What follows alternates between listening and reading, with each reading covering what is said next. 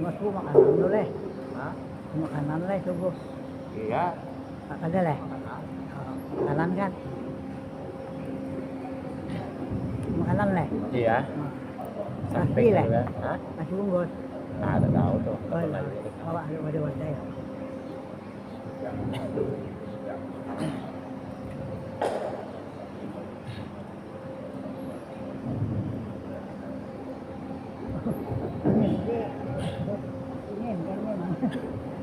Assalamualaikum warahmatullahi wabarakatuh.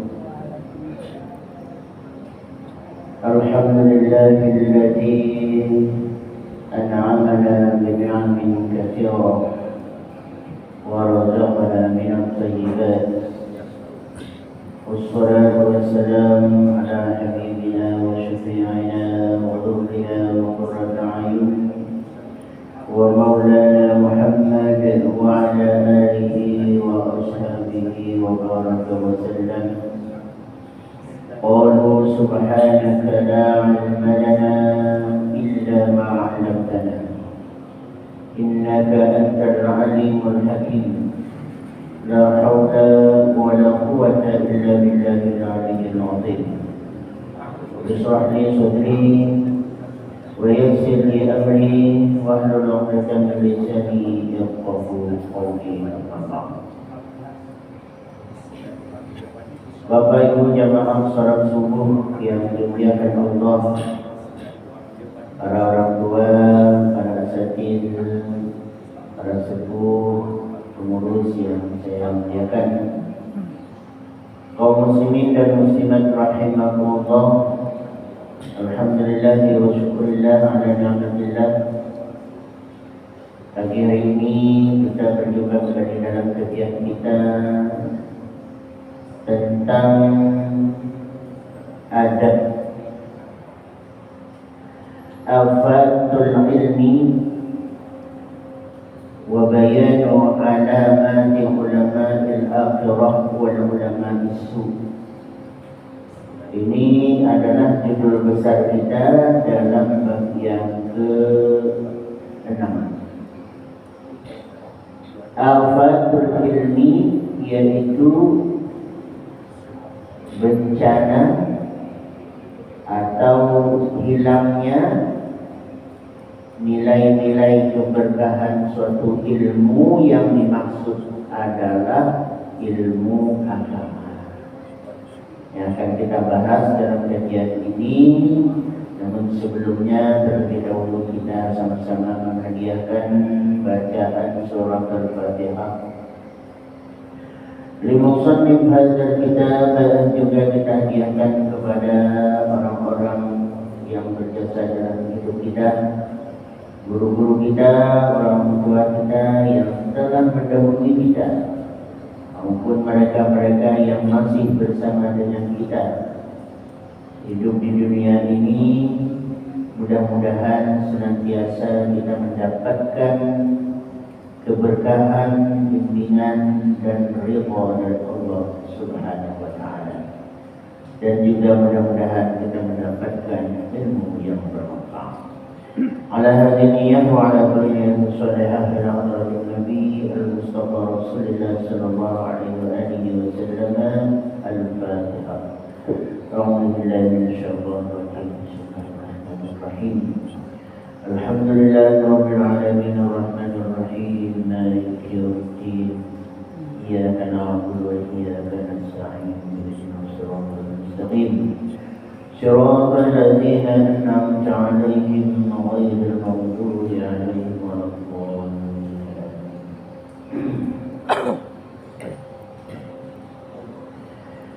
Bismillahirrahmanirrahim. Qala al-musannifu rahimahullahu nafa'ana bi'ulumihi. Qad dzakarna ma warada min fadailil ilmi wal ulama. Sudah kita bahas tentang hal-hal yang berkenaan dengan keutamaan ilmu, wal ulama, dan keutamaan al-ulama, orang-orang yang berilmu. Kita sebelumnya sudah bahas tentang ilmu pengetahuan dan juga sudah dibahas al-ulama, orang-orang yang alim. Alim jamaknya adalah ulama. Namun kajian kita ilmu tasawuf ini, ulama yang dimaksud adalah ulama ul-akhirah, ulama din. Ulama di sini orang yang berilmu pengetahuan, yang kita sebut dengan alim, yang jamaknya adalah ulama, yang berpengetahuan agama. Kalau yang dimaksud adalah berpengetahuan secara umum, orang yang mendapatkan ilmu pengetahuan selain daripada ilmu pengetahuan agama, maka sebutannya walaupun bahasanya sebenarnya sama, harfiah kalimatnya itu sama. Alim artinya orang alim, berilmu, jamaknya ulama, orang-orang yang berilmu pengetahuan. Tetapi dalam penggunaan bahasanya tidak disebut dalam penggunaannya nih. Kalau menurut bahasa sama, alim artinya orang yang berilmu, jamaknya ulama. Tetapi kata-kata ulama atau kata-kata alim itu tidak dialamatkan kepada orang-orang yang berpengetahuan selain ilmu agama. Pengetahuan ahli matematika, ahli fisika, ahli kimia, ahli merakit bom, rudal, ahli semua, ahli teknologi. Kayak sekarang ini teknologi modern seperti ini, ahli membuat perangkat lunak, komputer, HP, segala macam ini, teknologi modern ini, atau yang lain-lainnya, ahli pertanian, ahli perikanan, ahli perkebunan, ahli semua. Nah, itu artinya orang yang berpengetahuan, dalam kalimatnya sama. Alim juga namanya. Alim artinya orang yang berilmu, yang jamaknya adalah ulama. Nah, lalu apakah kata-kata kepada mereka itu juga disebut ulama? Nah, maka dalam penggunaan bahasa tidak disebut sebagai ulama. Walaupun secara bahasa, kalau kita ambil dari kata-kata harfiahnya, Arabnya ini, ya sama, ulama juga. Nah, gitu. Jadi kalau secara harfiah, orang ahli di bidang pertanian, perkebunan, perikanan itu ulama juga. Ada 10 orang ahli perkebunan, ahli pertanian, ulama itu. Ya, secara harfiah, secara bahasa, ulama juga. Cuman kan penggunaannya tidak disebut mereka itu ulama. Oh, ini para ulama hari ini berkumpul di gedung Puri Cendana mengadakan suatu seminar. Begitu datang ke sana ternyata ahli pertanian, perkebunan, perikanan, teknologi. Itu ulamanya mana? Ya itu ulamanya itu. Artinya orang yang berilmu pengetahuan. Jamaknya adalah ulama, alim, ulama secara bahasa. Tetapi yang secara bahasa ini tidak digunakan untuk selain daripada orang yang berilmu pengetahuan agama. Nah, maka orang yang berpengetahuan ilmu agama lah yang dimaksud, termasuk dalam kitab kita ini, yang dimaksud dengan ulama tersebut. Jadi kalau kita melihat kepada yang sekarang ibaratnya tuh hangat dalam perbincangan, ya katakanlah negara Persia, Iran gitu kan. Nah Iran itu kan pemimpin tertingginya itu ulama gitu. Nah, dari apa namanya pemimpin revolusi tahun 7 berapa tuh 6 7 berapa gitu kan, yang menggulingkan pemimpin sebelumnya yang cenderung ke dunia barat, Reza Pahlavi sebagainya itu ya. Nah pokoknya begitu. Nah lalu datanglah Ayatullah Ruhullah. Namanya Ayatullah Ruhullah sudah dapat gelar tuh. Khomeini itu nama suatu daerah. Khomeini di daerah Iran itu kan. Nah, kayak kita lah juga. Kita ini nama daerah itu bisa juga diambil sebagai nisbah ya dari nama yang tercantum ditambah. Syekh Muhammad Arsad Al-Banjari, Syekh Abdurrahman Siddiq bin Muhammad Aufif Al-Banjari dinisbahkan kepada suku. Ada juga dinisbahkan kepada tempat. Nah ini kayak nih tempat. Siapa lagi? Salman Al-Farisi. Salman Al-Farisi. Al-Farisi itu Persia. Nah, berarti dinisbahkan disandarkan kepada tempat, daerah, suatu daerah. Nah, itu kalau dari kata-kata Arab seperti itu sudah biasa. Nah, kalau kita juga kalau mau menambah seperti itu bisa aja juga.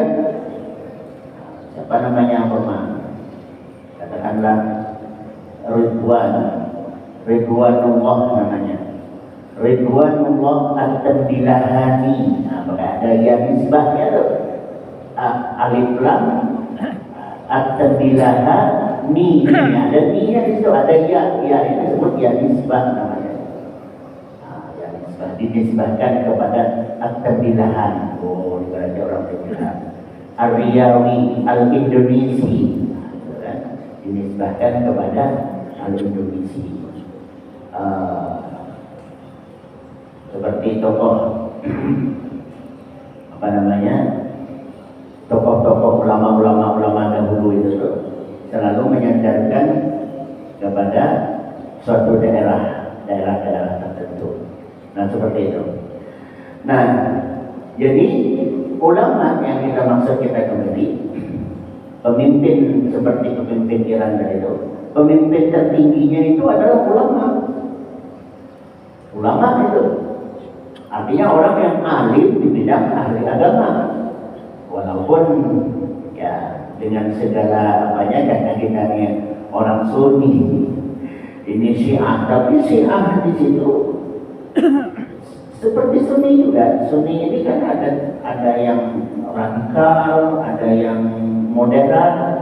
Radikal itu yang agak paham yang agak keras. Tapi ada yang moderat. Moderat ini lebih netral atau tidak terlalu keras pahamnya, itu tidak kafir mengkafirkan, bukan seperti itu. Nah dalam Sunni seperti itu, Syiah juga seperti itu. Nah untuk pemimpin Syiah yang sekarang ini tidak garis keras. Kalau kita lihat itu mereka adalah imamiyah yang 12 imam itu tidak termasuk yang mengkafirkan sahabat, bahkan yang menganggap Sayyidina Ali sebagai Tuhan. Nah itu yang berkerasnya tuh. Tapi ini tidak. Nah jadi mereka adalah ulama.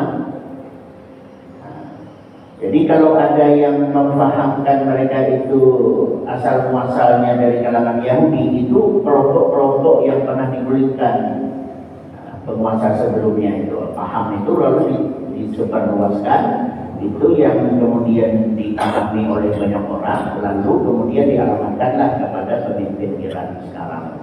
Padahal tidak demikian. Nah, itu. Dengan bukti-bukti yang tertulis, tercatat dalam sejarah mereka itu, yang dipelajari oleh para penuntut ilmu dari Indonesia, termasuk yang belajar di Iran sana. Nah, karena pemimpin tertingginya adalah ulama, maka ulama di sini yang kaitannya dengan kajian kita ialah mereka itu ulama uddin. Ini aktualisasinya nih kajian kita ini. Artinya bukan mereka itu ulama yang dimaksud ulama usul. Nah, ulama usul tadi ini yaitu orang yang berpengetahuan agama tetapi memanfaatkan pengetahuan agama itu untuk dunia. Nah, itu ulama usul. Nanti dibahas di sini penjelasannya. Jadi kalau yang dimaksud adalah orang yang berpengetahuan secara umum tadi itu, ahli fisika, ahli matematika, ahli kimia, ahli macam-macam lah, ahli teknologi, ahli perkebunan, pertanian, macam-macam seperti itu tadi itu. Ya, mereka ahli di bidang yang seperti itu tadi itu, lalu mereka mendapatkan dengan ilmu pengetahuannya itu kemuliaan dunia, harta yang banyak, pemenggangan, kedudukan segala macam. Apakah mereka disebut ulama usul? Tidak, kalau yang dimaksud oleh paham tasawuf ini. Jadi bukan itu. Jadi kalau ada orang ahli di bidang pertanian, lalu kemudian dengan keahliannya ia mendapatkan kemuliaan karena dia guru besar umpamanya, lalu mendapatkan jabatan, kedudukan, maka mengalirlah rezeki yang melimpah dari situnya, jadilah dia orang kaya raya umpamanya. Dia kan alim itu, tapi di bidang pertanian tadi. Nah, mendapatkan kedudukan, kemuliaan, jabatan segala bagian tadi itu, apakah disebut ulama usul? Maka kalau kita lihat dalam bahasan ini, tidak itu yang dimaksud. Nah, maka kita bahas ini. Wa qad warada fil ulama isu tasdidatun 'azimatun as-su. Ini membahas kalimat tasdidat yang kalimat bertasdid. 'Azimah yang as-su artinya tasdid yang kuat, syiddat. Ini kalimat, ini bahas kalimat. Dibaca dengan as-su, bukan ulama su. Su, karena dalam bahasa Arab itu penambahan huruf seperti tasdid itu sebenarnya menambah huruf, cuma hurufnya tidak ditulis, maka diantaranya itu ditandai dengan tasdid. Nah, ini kajiannya nahu sorof nih, kajian ilmu alam. Nah, maka merubah makna tuh dari yang biasa menjadi luar biasa. Syiddah artinya sangat kuat. Seperti non bertasdid itu kan. Non bertasdid itu sebenarnya dua nun. Umpamanya inna. Inna itu kalau ditulis in non pertama mati gitu, mati, baru non kedua hidup. Nah, non yang mati dimasukkan ke dalam non yang hidup. Non yang pertama itu in, nah, itu kan mati nonnya. Nah, dimasukkan ke non yang hidup. Maka yang mati ini dimasukkan ke dalam yang hidup. Maka yang muncul tulisannya adalah non yang hidup.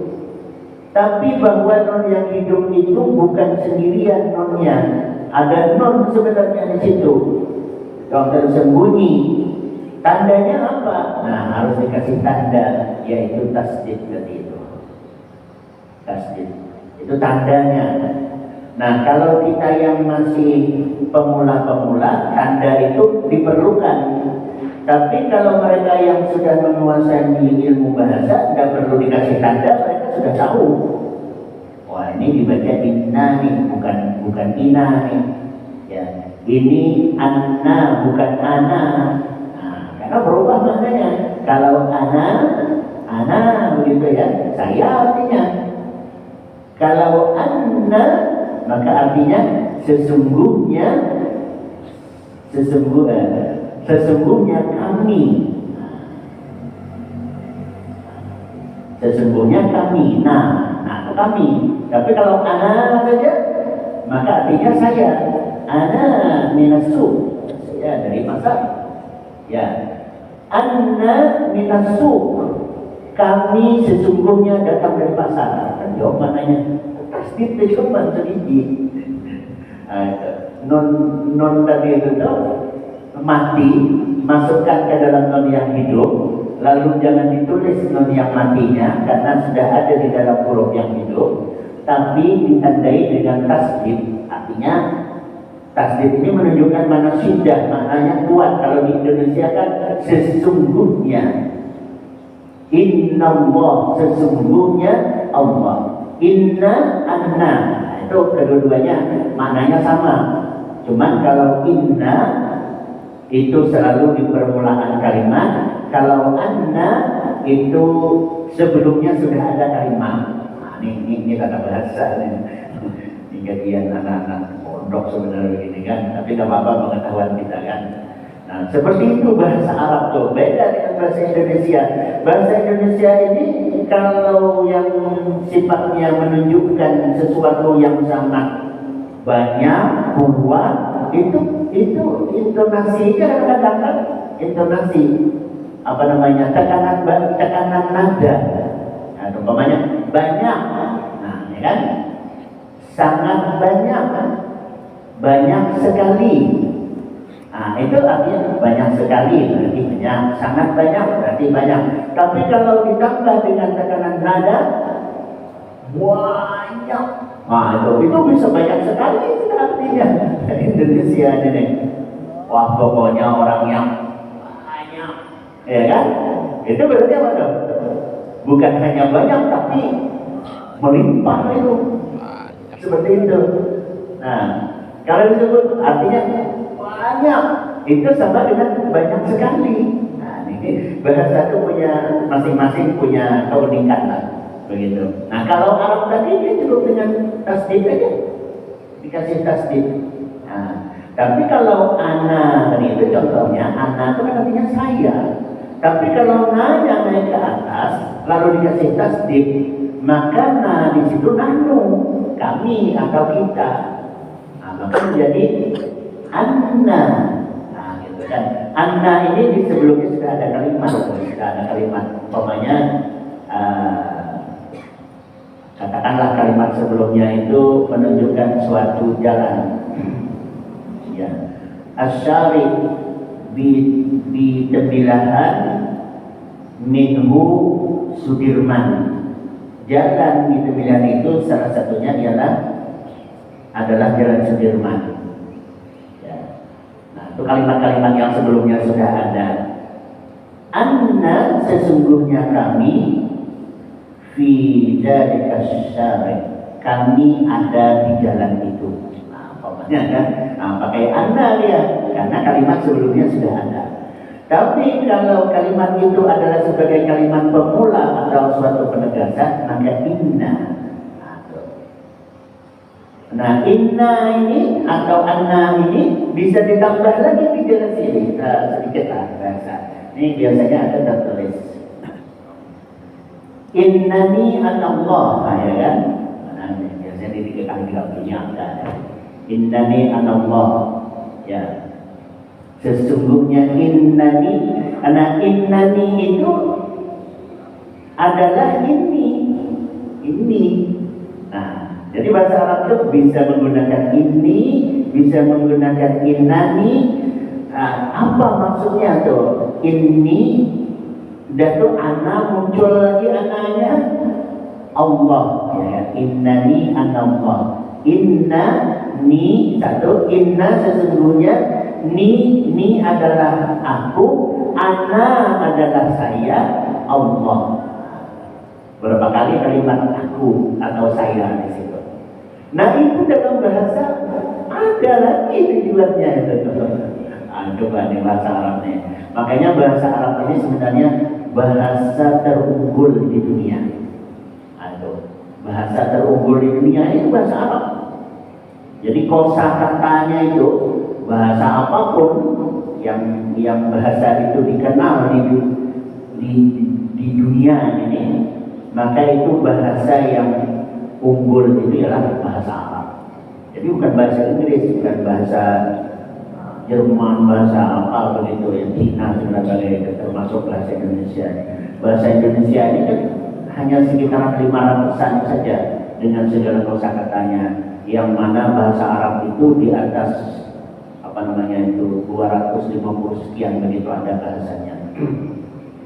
Nah maka di sini innani anallah itu contohnya. Innani sesungguhnya ni adalah aku, anak aku ini. Nah, jadi itu bahasa kita.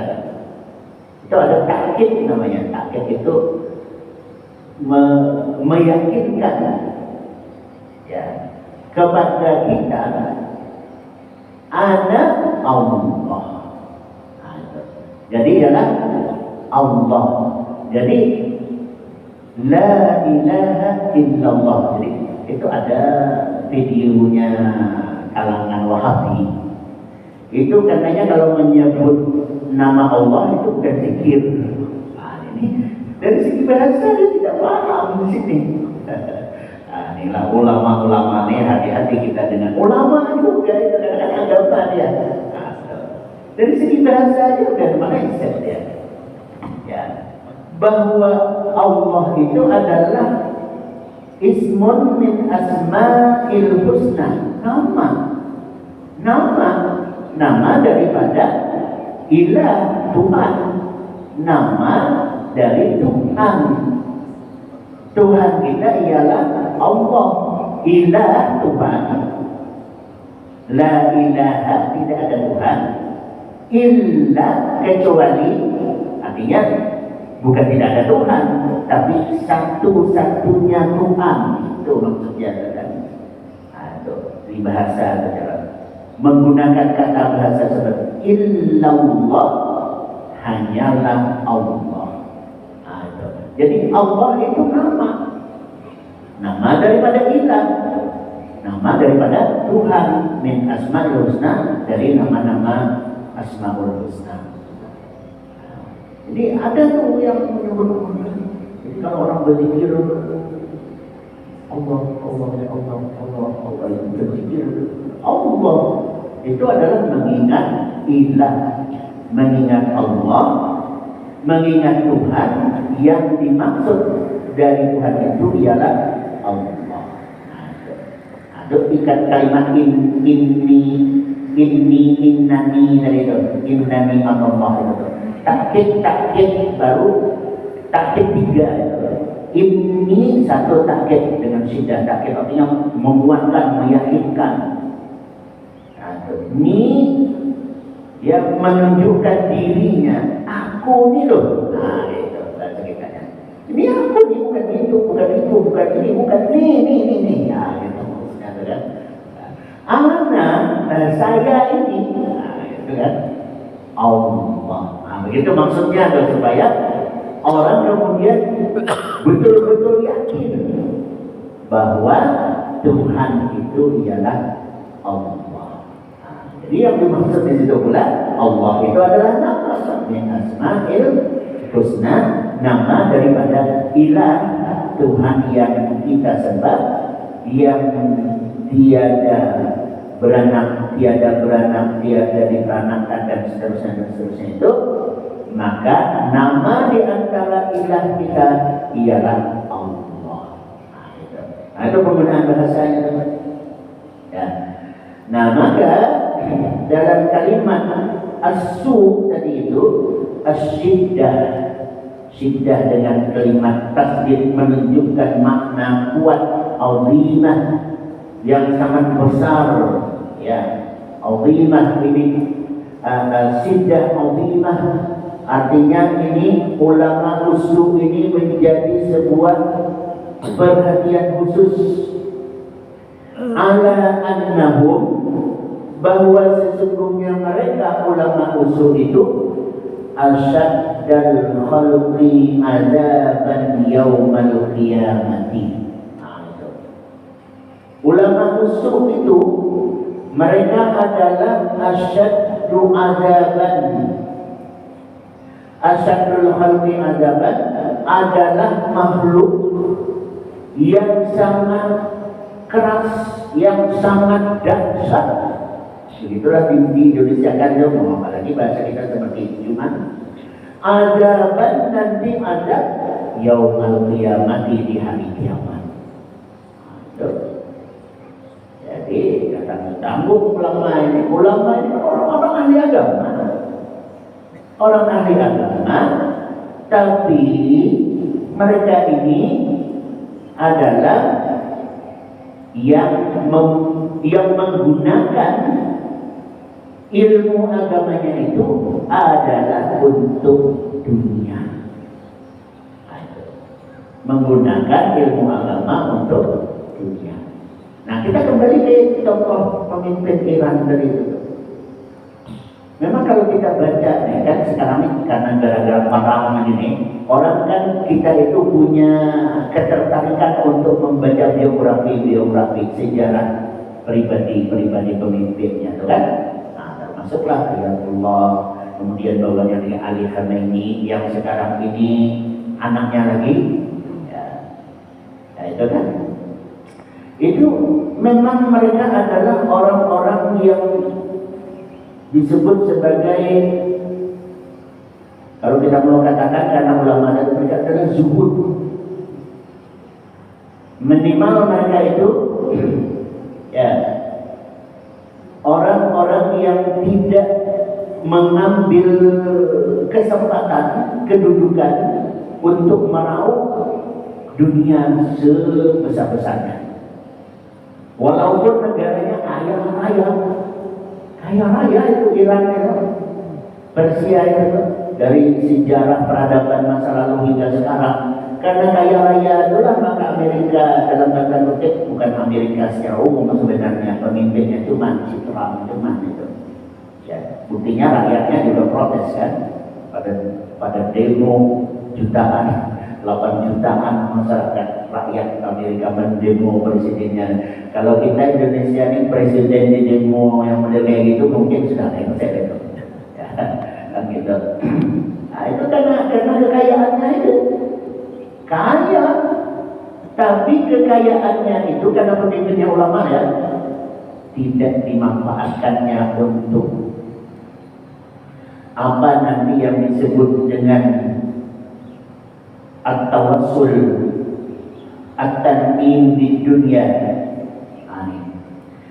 Alladzina qasadahum minal ilmi, yang dimaksud, yang diinginkan oleh mereka minal ilmi, dari pengetahuan agama itu tuh at-tana'umu di dunia, untuk mengambil nikmat-nikmat dunia, wa tawassul ilal jah, untuk mencapai suatu kedudukan, kekuasaan, wal manzilatu an ahliha, dan ingin mendudukkan manzilah itu kedudukan tempat-tempat indah ahliha, di lingkungan keluarganya. Orang ahli agama, tetapi ahli ilmu agamanya dijualnya istilahnya untuk mendapatkan kenikmatan dunia. Nah, jadi kalau ada yang seperti itu, dia ulama usul nih. Ya. Jadi ilmu agamanya itu ia manfaatkan untuk mendapatkan kenikmatan dunia. Coba kita lihat pemimpin Iran tadi itu. Sederhana. Kalau menurut beberapa literasi itu kan, ada yang rumah saja karena rumah yang disediakan oleh negara saja sebagai rumah tempat presiden gitu kan, atau pemimpin tertinggi disediakan oleh negara. Tidak punya rumah pribadi pun ada rumah pribadi sederhana sekali. Nah gitu. Sampai yang di bawahnya lagi yang sekarang ini, siapa namanya yang baru dia, anaknya ini, Ali Khamenei ini, anaknya ini, yang sekarang telah diangkat jadi pemimpin tertinggi gitu. Ya, walaupun wakil ada yang mengatakan ada juga katanya rumahnya di Inggris segala macam. Ya, itu kalau batasannya hanya batas-batas normal saja, ya masih jauh dibandingkan dengan para pemimpin-pemimpin lain di Jazirah Timur Tengah tadi ini, atau di daerah Teluk Persia tadi itu, seperti Qatar, apalagi Bahrain, Uni Emirat Arab, apalagi itu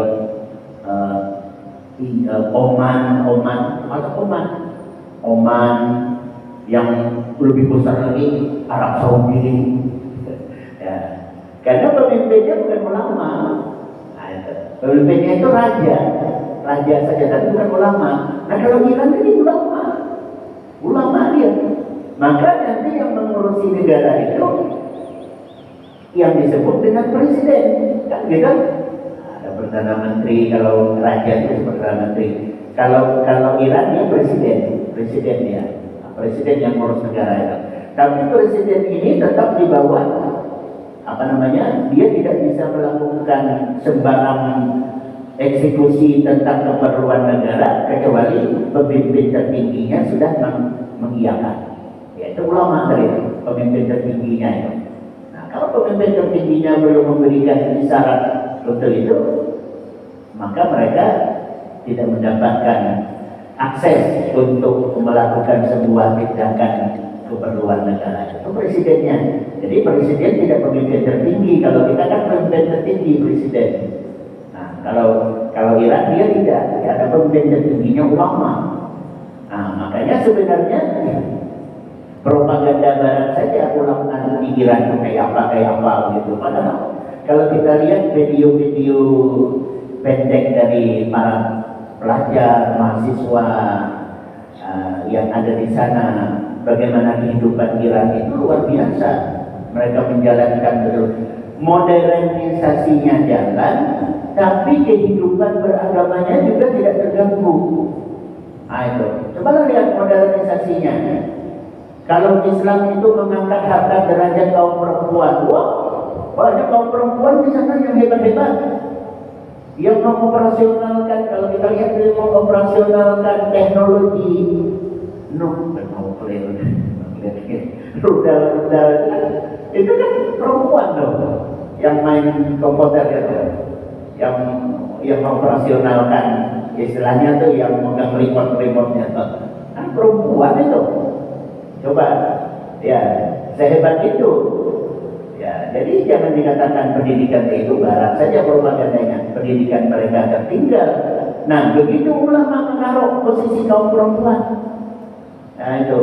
Tapi kehidupan sederhananya juga nampak pemimpinnya tadi itu tidak ada sama sekali menunjukkan kemewahan. Padahal kalau mau mewah, coba aja itu Strait Hormuz, satu kapal tanker aja lewat itu berapa juta dolar itu harus dibayar. Tidak pakai dolar lagi sekarang ya, pakai yuan pula Cina.